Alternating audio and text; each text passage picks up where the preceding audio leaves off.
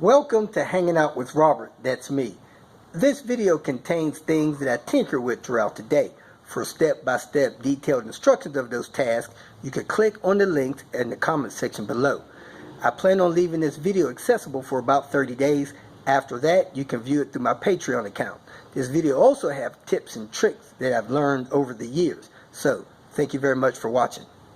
James's car keeps cutting out on him. Finally kicked the mass airflow sensor code, kicking out rich and lean codes, also kicked out a P0243 code. So we're going to change this mass airflow sensor. The one I have is out of a 95, but it was a 94 airbox lid, NA, which was kind of strange, but it should still work. It has the same connection and everything. I got to take it out of there. And his has that funny torque connection. I'm glad I brought my toolbox with me, because I would not have been able to get that out. So, is it starting right now? Oh yeah, it starts. Oh, it starts. It just randomly cuts out on you, huh? Yeah. All right, so let me get this thing replaced. Start off. I told James I thought we needed to change his brake fluid, so I got my new toy here. We're going to test his brake fluid real quick. Unscrew that. See if that's any good. Lights on. We're going to dip it in there. Man, that's low. You need to fill that up. I don't know why that's low. Bam. Needs to be replaced anyway. So, I'm going to get that taken care of soon. And it's got a red light. We're going to deal with that soon. Here's his sensor out of his deal. And he said when he tried to clean it, it ran worse. So,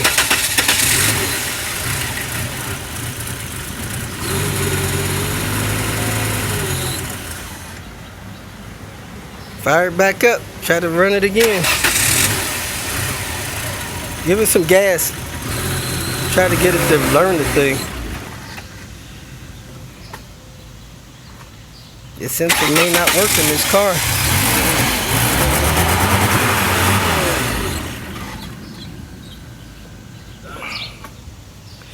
You got a scanner? Huh? Alright, scan and see what the code is. I might need to find a turbo control valve for this thing. Wonder if that sensor house is a different size. It won't idle right with it. So go ahead and fire it up now and see if it idles after putting the old sensor back in and tapping on that turbo control valve. Need to go get a turbo control valve. Idling like a dream. Get the turbo control valve, bring over here. I think I got one at the house in the garage somewhere. So try that. That housing is a little bit different size.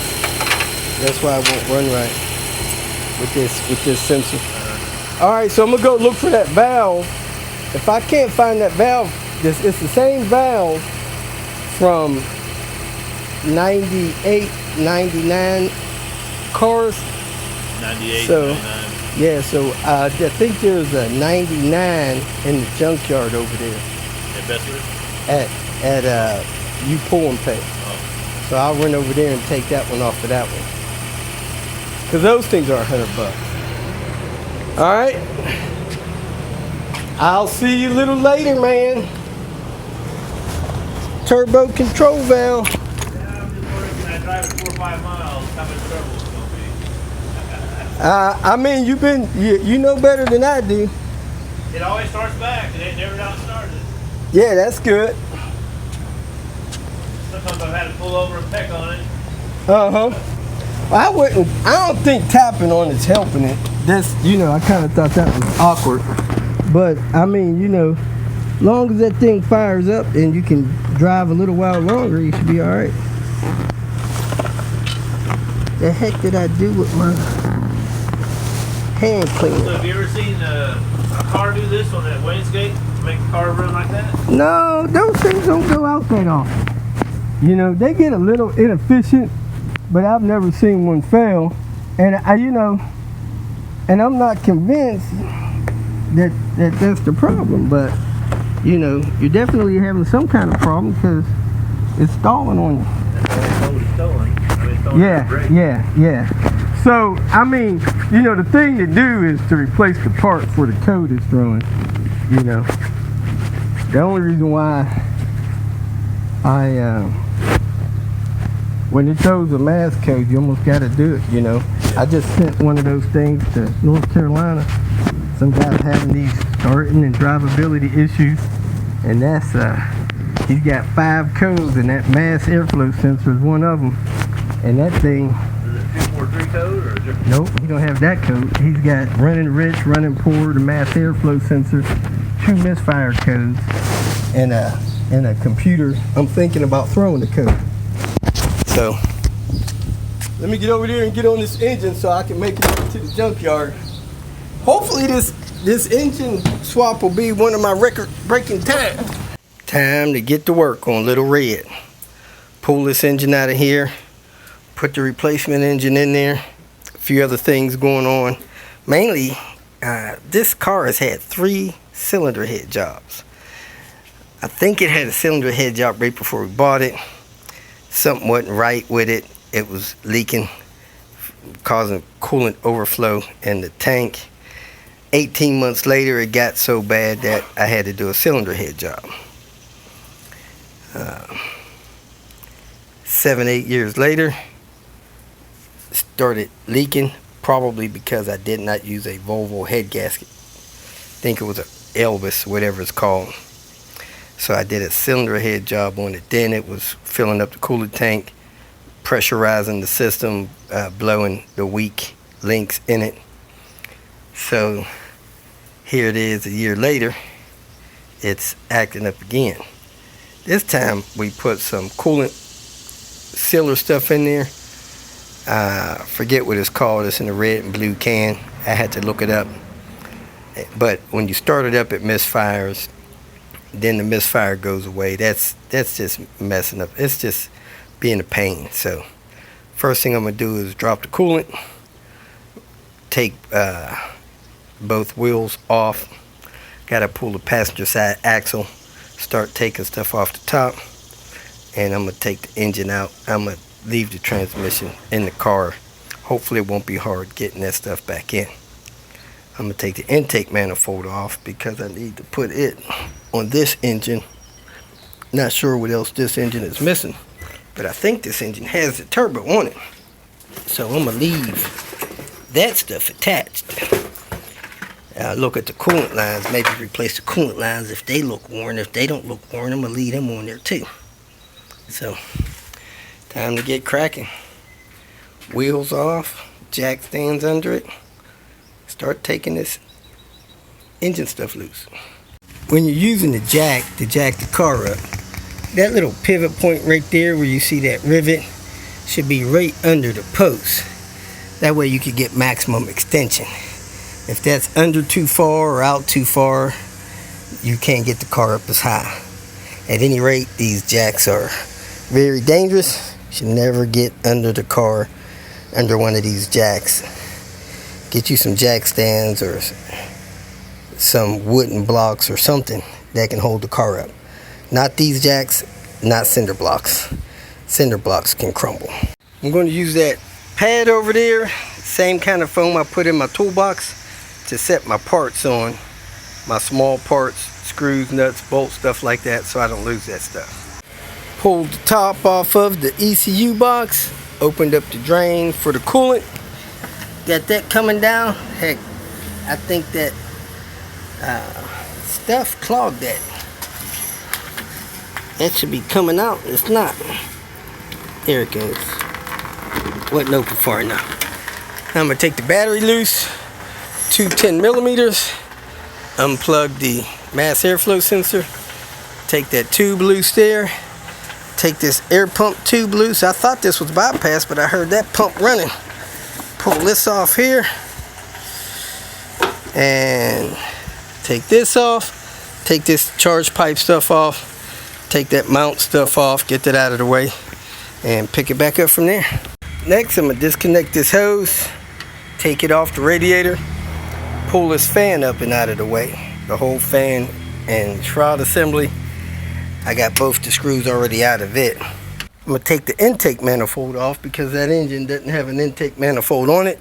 Also, to be easier to get the power steering pump loose, get that AC compressor off, and looks like I'm going to need the alternator too. So I'm going to take those three things off this engine and then work on the starter and the transmission bolts. This hidden alternator bolt that gets that power steering pump bracket loose is right down there, corner of the alternator. Get this power steering pump off with its bracket. You got the top alternator bolt there. You got a bolt right here, 12 millimeter. That's a 12 on this side, 13 on the other side. And then that one down on that side. Even though those are the ones that hold it, until you get this top alternator bolt in there, it can't come out, be lifted out. So this top 13 on that side, 12 on the other side, that bolt has to come out in order to lift that up and out of the way. After 12 on that side, 13 on the other side. I think I'm ready to pull this thing out of here. I'm gonna go get a seatbelt from that green car and run it through a couple points and start lifting and wiggling this thing out of here. I guess my battery in my camera died there. I didn't hear it power down, or I'd have switched the battery. I got a spare battery sitting right there. So let me do that, get the seatbelt I need, and start lifting this thing out. Record-breaking time, getting the engine out. 4 hours and 10 minutes. Finally got around to disconnecting my battery. Got all my info back. Thanks, John. Out at the junkyard, just got a turbo control valve off of 99 for James. Now I'm gonna get the mass airflow sensor off of here and this oil cooler block off for Lil Red. 98 black S70 base model. These mass airflow sensors are the same. Got what I need. Time to get out of here. That thing got cloth seats and it looks like it's got good roof trim. Somebody may want to come out here and get that.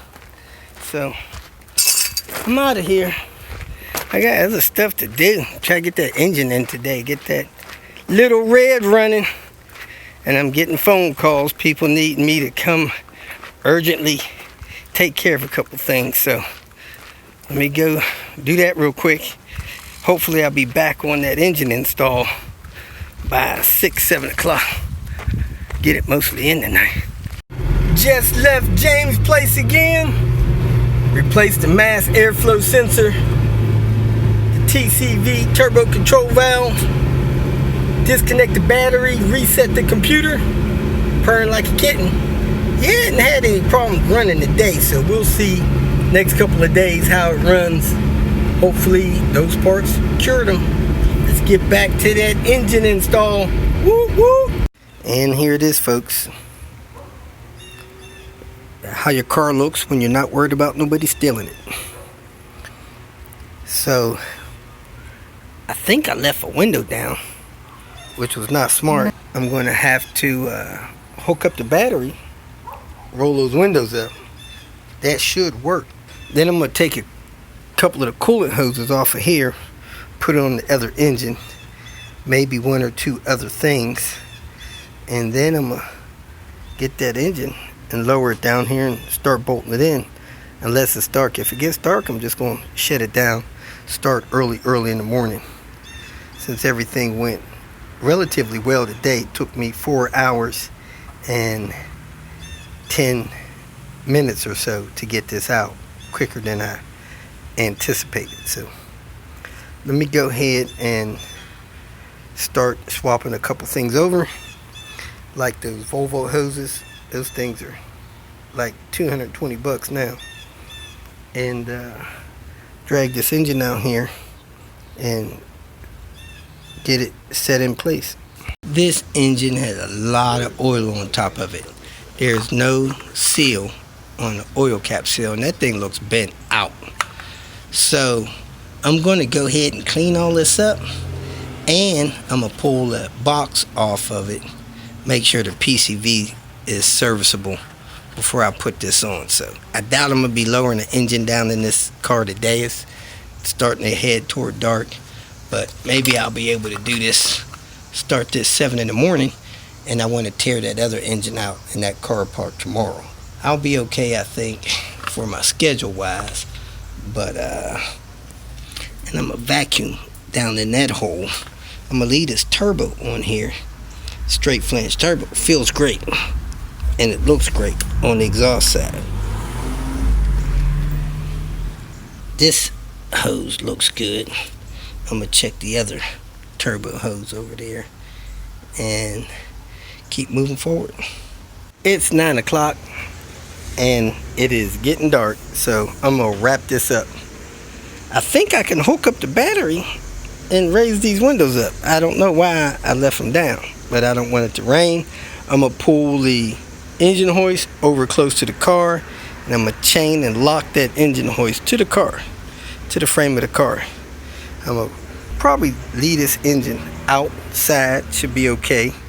Move my tools inside, lock everything inside, and pick this up in the morning. I'm gonna do the PCV on this. I sopped up all the oil off the top of it, and I'm gonna vacuum out the intake and the turbo with my portable vacuum I got, and because we don't have a shop back here, and leave it at that. Hit this thing first thing in the morning, hopefully have this car running by noon, out of the way, and bring the goblin up here to tear it apart. That's where I'm at. Thanks for watching. If you feel that this information was useful, please like it and share it with your social media friends. You can subscribe to my channel so that you will get notifications of future videos that I post. You can follow me on Twitter, and if you need to contact me directly, please visit my website. And if you have any questions, leave them below, and someone or myself will reply to them. Again, thank you very much for watching.